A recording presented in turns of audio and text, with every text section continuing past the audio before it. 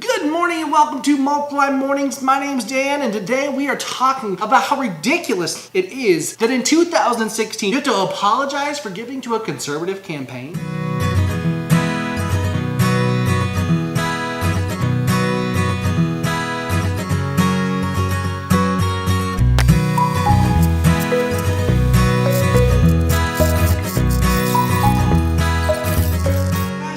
Heard me. It's our top story of the day, the number one thing. So I'm flipping through, looking for stuff to talk about, and looking at just the news in general. And I see this story about Oculus Rift co-founder Palmer Luckey, I think is his name. And he basically donated to a anti-Clinton super PAC. He gave $10,000. The guy is worth upwards of $700 million. He gave $10,000 to this. Now, granted, they went to more of like a viral, like memeing and different things like that, a few billboards, but still nothing that crazy. But he gave this, and it has literally launched to the point of he had to put a full-length apology out at an event earlier. And then the Oculus CEO responded to it. It's ridiculous. People should be allowed to give wherever they like. Now, whether it's what everybody wants, and really what this is a minority. This is a group of people who are louder than everybody else. This era of political correctness, I don't understand it. Everybody wants to not offend everybody, but everybody's going to get offended in some point in there because life is offensive. People have different views, and that takes different things. There's no way you can go through life not offending anybody. If you think you can, please educate me, because I guarantee you it's wrong. It's not possible. If you want to say Christians can be Christians, well, Christianity says it's the one true way. If you say Islam people can be Islam and still live our belts, well, guess what? Islam says it's the only way. So on and so forth. There's all these different things. And if you're somebody who is agnostic, then an atheist, then you believe that atheism is the one true way. So basically, what I'm trying to say here is that all these manner of thinking are ridiculous, because man should not have to apologize for giving to a campaign in which he supported his views. He's trying to make sure his voice is heard and do whatever he can to get that out to as many people as he can. There's no reason for anybody to apologize. If you want to give to a liberal campaign, then that's your prerogative, and go for it. If you want to give to a conservative, go for it. No matter your position or anything in life, why in the world would that be a bad thing? The guy has every right. What do you think? Comment down below, description or links in the description for the story. I read this up through, but I think it's ridiculous. Comment and tell me what you think. The guy's not even a Trump supporter. He's a Gary Johnson supporter. So I digress. All right, so our next story is about Snapchat releasing some new video glasses. Now, as a glasses wearer, I'm interested. Let me hear about it. But so here it is. Snap Inc. is what they've changed their name to now. They're releasing their first hardware product ever. They're doing it in very limited quantities, and they're saying soon for the release date. But if you don't know what these are, they're basically kind of a pair of just normal sunglasses. They're stylish. They're definitely more new style, but they're coming out and they basically record 10 seconds of video at a time. And so you can clip it, record your snap, and it's actually put to your stories function on Snapchat. It's very similar to Google Goggles, is what everybody's Google Glass, which everybody's kind of comparing it to, which was obviously the little computer on your side of your glasses. Google released, it costs like $1,200, which is ridiculous. This one's only going to cost around $130. We're doing it in small quantities because normally, and like the article I was reading on The Verge talks about the fact that most major products when coming to a market are really to their second or third iteration before they really hit mass success. So they're taking it conservative and seeing how the response is, which is smart on their part. They actually can be standalone too, so you actually it'll keep it stored until you get to your phone. It transfers over Bluetooth and Wi-Fi. So honestly, a pretty cool gadget. I don't know if it's for me. I'm not a huge Snapchat user. We are on Snapchat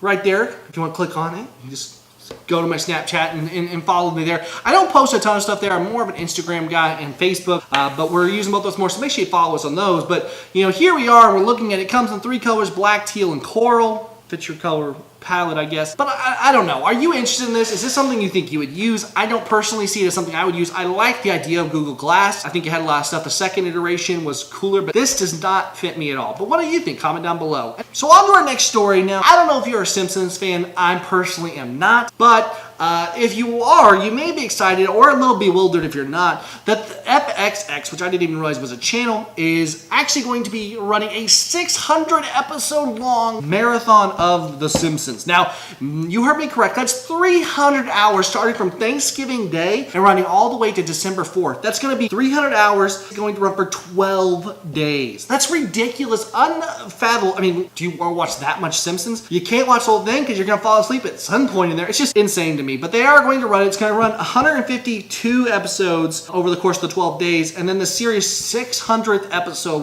will air on October 19th on Fox. So I guess it's not quite 600 episodes at the same marathon, but still insane. I mean, let me know, are you a Simpsons fan? Does that sound interesting to you? Are you not? Are you like me? You've never even seen an episode.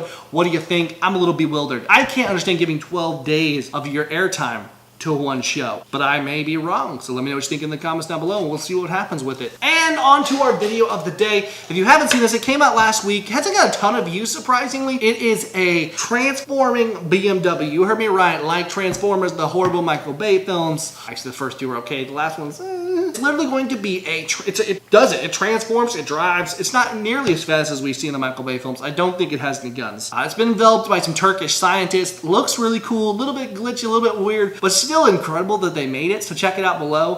And finally, moving on to our focus for the day. Now guys, this one, I just finished the book of Chronicles, moved on to the book of Ezra, or Second Chronicles, I should say. Second Chronicles, moved on to the book of Ezra. And as I'm reading this, you know, I've been looking at the ups and downs of the church. So I can't help but look and draw the parallels to where we are today, because they're there 100%. I'm thinking to myself, like, man, I see where we're coming from. I see what's happening now, and I see what God's doing, you know, in this. And I look over in it's actually chapter 3. I apologize, but chapter 3 in Ezra, it says that it talks about when they rebuilt the temple, and they were sent back by the king of Persia to rebuild the temple. And as they're rebuilding the temple, we see this happening. We see this progression going on. It's amazing to see what they're doing, because, you know, you see as they laid the foundation, it talks about all the people who came back, all the people of Israel. But as they do, there's this moment, and you see, so he shows these men sitting here in chapter 12, and they're weeping aloud because they see that the foundation getting laid. I think it's twofold. I think they're glad to see the house of the Lord being built again, but I think in the same sense, they see what it was before and what it is now, and there's this sadness in them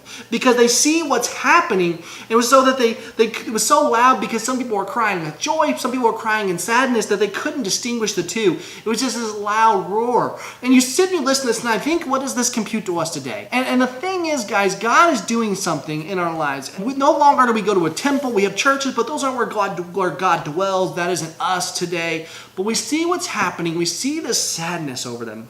And we look back to like what we see in Acts, the early church, and we see the relationship with that they have with the Holy Spirit and everything else. And I think to myself, man, I wish we could get back there. I look at the church of today and I see the body of Christ and I see all this stuff, and I think to myself, man, I want that back. And I weep because we have this, and we have churches, we have this, but it's not what God designed us to be. And it hurts. And I think about that today, and that so many people are content with where they're at in their faith and not realizing the bulk of what else is out there. That God has something so much greater, and there has been something so much greater, and that could be, again, if we commit ourselves to God. I don't know if that's what you think. What do you feel? Like, is that not, I mean, I weep over what the church is and long for what it could be and what it should be. Let me know what you think down below. I mean, I know these are like short nuggets here, but I find that to be so pivotal to where we're at today as a church, as a people. And you look at stuff like the Trump story we talked about with the Oculus founder. We look at all this chaos, and we realize it's a depravity that means we need God here, back in the relationship with the church, and the church to be warriors. You see, many times in the Chronicles and stuff, we saw when kings would rely on other people other than God to fight their battles. And we're relying as Christians on politicians and all these people to stand up and fight the battle that is ours to fight.